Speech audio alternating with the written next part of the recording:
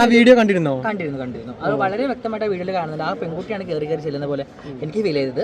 പിന്നെ അത് മാത്രമല്ല, ഇപ്പോൾ ഇനിയിപ്പോൾ അങ്ങനെ ഒരു ആക്സിഡന്റ് നമുക്കിപ്പോൾ ഒരു പബ്ലിക്കിൽ നിന്ന് അല്ലെങ്കിൽ ഒരു ബസ്സിൽ നിന്ന് ഒരു ട്രെയിനിൽ നിന്ന് എവിടെ നിന്ന് ഉണ്ടെങ്കിൽ നമ്മൾ അങ്ങനെ ഒരു വീഡിയോസ് എടുത്തിട്ടുണ്ടെങ്കിൽ ആ വീഡിയോസ് ആയിട്ട് ആദ്യം പോകേണ്ടത് സോഷ്യൽ മീഡിയ പ്ലാറ്റ്ഫോമിലേക്കല്ല, ഒരു പോലീസ് സ്റ്റേഷനിലേക്കാണ്.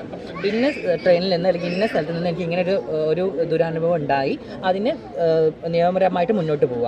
അപ്പോൾ അത് ഈ നിയമം കൈകാര്യം ചെയ്യുന്ന ആൾക്കാർ അതിന് ഇതാക്കും. ഇത് നമ്മളല്ലല്ലോ നിയമം എടുത്ത്, നമ്മളല്ല കോടതി, നമ്മളല്ല നിയമം പാസ്സാക്കുന്ന ആൾക്കാർ. അപ്പോൾ അതിനുള്ള ഉത്തരവാദിത്തപ്പെട്ട ആൾക്കാർ അത് ഏറ്റെടുക്കും, അതിന് ചെയ്യും. പക്ഷേ ഇത് ഈ ആത്മഹത്യ ചെയ്യേണ്ട അവസ്ഥയൊക്കെ ഉണ്ടോ? ആ ഒരു തീർച്ചയായിട്ടും ഒരു കാര്യം ഒരു വ്യക്തിക്ക് തീർച്ചയായിട്ടും ഉണ്ടാവും. ഇത് സെൽഫ് റെസ്പെക്ട് ഒരു വ്യക്തി, ഏതൊരു വ്യക്തിക്ക് ഒരു സെൽഫ് റെസ്പെക്ട് ഉണ്ടാവും. അദ്ദേഹം ഒരു തെറ്റ് ചെയ്യാത്തോണ്ടായിരിക്കും അദ്ദേഹം സമൂഹത്തിന്റെ വീട്ടുകാരുടെ മുന്നിൽ നാണം കെട്ടുമെന്നുള്ളൊരു സംഭവത്തിൽ തീർച്ചയായിട്ടും. ആ കുട്ടി എന്തുകൊണ്ട് ആ ഒരു സ്പോട്ടിൽ റിയാക്ട് ചെയ്താണ്ട് പിന്നെ ആ വീഡിയോയിൽ കണ്ടില്ല, ആ ഒരു വ്യക്തി കാണുന്ന പോലും തിരിഞ്ഞാ നിൽക്കുന്നില്ല. അയാൾ അറിഞ്ഞിട്ട് പോലും ഉണ്ടാവില്ല ഈ ആ കുട്ടി വീഡിയോ എടുക്കുന്നത്. സീരിയസ്ലി അയ്യോ, പക്ഷെ ആ നമ്മുടെ കരച്ചിലും അയാളുടെ കൂട്ടുകാരൻ്റെ ഒക്കെ കരച്ചിലും ഭയങ്കര മനസ്സ് തട്ടിപ്പോയി എനിക്ക്. പിന്നെ അത് മാത്രമല്ല, ഇപ്പോൾ ഇനി ഞാൻ ചോദിക്കുന്നത്, ഇനി വേറെ ആരെങ്കിലും ഇങ്ങനെ വീഡിയോ എടുക്കുമ്പോൾ അത് ഇതേപോലെ ഒരു ഫേക്ക് അലിഗേഷൻ എന്ന് പറഞ്ഞിട്ട് തള്ളിക്കളയില്ല ഇനിയിപ്പോൾ അങ്ങനെ ഇൻസിഡന്റ് ഉണ്ടെങ്കിൽ പോലും? അല്ല, അതാ പറഞ്ഞത്. ഇപ്പോൾ ഇത് ഫേക്ക് ആണെന്ന് നമുക്ക് കണ്ടാൽ മനസ്സിലാവും. ഓരോന്ന് കാണുമ്പോൾ നമുക്ക് മനസ്സിലാവുമല്ലോ ഫേക്ക് ആണോ അല്ലെങ്കിൽ ജെന്യൂൻ ആണെന്ന് നമുക്ക് മനസ്സിലാവുമല്ലോ. ഇതിപ്പോൾ വളരെ വ്യക്തമായിട്ട് നമുക്ക് മനസ്സിലാവും. നമ്മൾ ആ കുട്ടി അങ്ങോട്ട് കയറി പോകുന്ന പോലെ എനിക്ക് ഫീൽ. അയാൾ അറിഞ്ഞിട്ട് പോലും ഇല്ല അയാളെ വീഡിയോ എടുക്കുന്നുണ്ടോ. ഇത് വീഡിയോസ് പോസ്റ്റ് ചെയ്തതിന് ശേഷം അയാൾ അറിഞ്ഞിട്ടുണ്ടാവുക. പിന്നെ നമ്മളിപ്പോൾ സ്ത്രീകളാണെങ്കിൽ നമുക്ക് വീട്ടിലിരിക്കുന്ന ആൾക്കാരായിരിക്കും, അങ്ങനെ പബ്ലിക്കിൽ ഇറങ്ങി നടക്കുന്ന ആൾക്കാരായിരിക്കില്ല.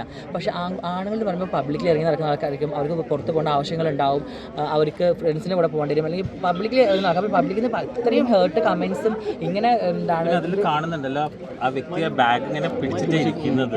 അപ്പൊ ബാഗ് നമ്മുടെ ബാഗ് കെട്ടിപ്പിടിച്ച് നിൽക്കുമ്പോൾ കൈ ഇങ്ങനെ തന്നെയല്ലേ വരുള്ളൂ. അവൾ എന്തിനാണ് എൻ്റെ അടുത്തേക്ക് ചെന്ന് അല്ലെങ്കിൽ ആ സമയത്ത് പ്രതികരിക്കായിരുന്നു. അല്ല, ഞാൻ ചോദിക്കുന്നത്, ഇപ്പോൾ ബസ്സിൽ ആരും യാത്ര ചെയ്യാത്തല്ലോ, ഇത്രയും കാലമില്ലാത്ത പ്രശ്നം കുറച്ച് കാലമായിട്ട് വരുന്നത് എന്താ സംഭവം? അല്ല, അത് കാരണം ചില വീഡിയോസിൽ ഞാൻ കണ്ടിട്ടുണ്ട്, സ്ത്രീകൾ ആ സ്പോട്ടിൽ മറുപടി കൊടുക്കുന്നത്, റിയാക്ഷന് സ്പോട്ടിൽ അടി കൊടുക്കുന്നത്. അത് ന്യായം, കാരണം അത് ചെയ്തതുകൊണ്ടാണല്ലോ അവൾ അടിച്ചത്. ഇത് അതൊന്നും ഇല്ലാണ്ട് റീച്ചിന് വേണ്ടിയാണ്. എനിക്ക് അറിയില്ല, അത് ഭയങ്കര ഒരു ഫീലിംഗ് ആയിപ്പോയി എനിക്ക്. ആ കുട്ടി ഒളിവിൽ പോയിരിക്കുന്നൊക്കെ പറയുന്നത് അതും കേട്ടു. അതിൻ്റെ ഒക്കെ വേറൊരു എലിഗേഷൻ നടന്ന കാര്യം ശ്രദ്ധിച്ചു. അതും എന്റെ ഇപ്പൊ ഈ നടക്കുന്നതും എന്റെ തലയിലായി പോയി. ഈ പറയുന്ന ഈ എന്താണ് സിൻജിത അല്ലേ, ആ പെൺകുട്ടി പണ്ടെപ്പോഴോ എന്നെ സപ്പോർട്ട് ചെയ്ത് വീഡിയോ ചെയ്തിട്ടുണ്ട്.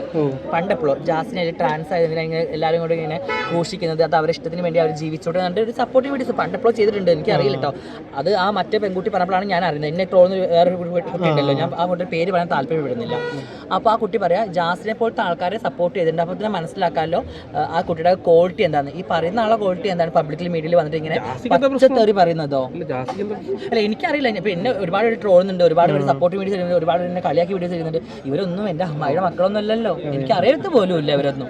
ചില ആൾക്കാർ എനിക്ക് പേഴ്സണലി നല്ല ട്രോളുകളാകുമ്പോൾ ഞാൻ അങ്ങോട്ട് മെസ്സേജ് അയക്കാറുണ്ട്, നൈസ് ട്രോൾ അല്ലെങ്കിൽ അങ്ങനത്തെ ഒക്കെ. ജാസി ആരും പേരെടുത്തിട്ടൊന്നും കണ്ടന്റ് ചെയ്യുന്നില്ലല്ലോ, ജാസിന്റെ പേര് വെച്ചിട്ടല്ല ബാക്കിയുള്ള ആൾക്കാർ. ഒരാളെ പേര് കണ്ട് എനിക്ക് റീച്ച് വേണ്ട, എനിക്ക് അങ്ങനെ റീച്ചിന് ഒരു ആവശ്യമില്ല. എനിക്ക് എന്റെ കണ്ടന്റിന് ഇതിന്റെ 2 ലക്ഷത്തിന് സാരി അതൊക്കെ സത്യം പറഞ്ഞാൽ അതിന് ശേഷം ഞാൻ ഓൾറെഡി പോകുമ്പോൾ ഞാൻ സത്യം പറഞ്ഞാൽ ഇത് 1800 രൂപയുള്ള സാരിക്ക്. പക്ഷെ അത് കട്ട് ചെയ്തിട്ടാണ് അവർ ഇട്ടുണ്ടായിരുന്നത്. അപ്പൊ അത് നമ്മളൊന്നും പറയാൻ പറ്റില്ല.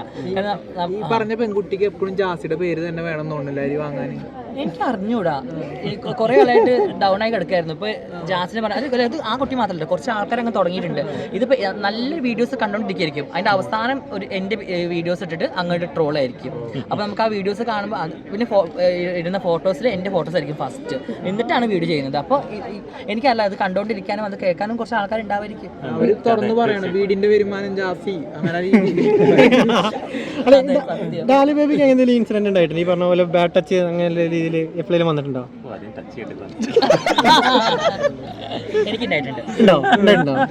അത് ഏത് കാലഘട്ടത്തിലായിരുന്നു? ഞാൻ വളാഞ്ചേരിയിലെ ജ്വല്ലറിയിൽ വർക്ക് ചെയ്തിട്ടുണ്ടായിരുന്നു. ജ്വല്ലറിയിലെ ഒരു സ്റ്റാഫായിട്ട് വർക്ക് ചെയ്തിട്ടുണ്ടായിരുന്നു. ആ സമയത്ത് ഞാൻ കുറ്റിപ്പുറം ടു വളാഞ്ചേരി പോകുന്ന സമയത്ത് അത് ഭയങ്കര തിരക്കുള്ളൊരു ഇതാണ്.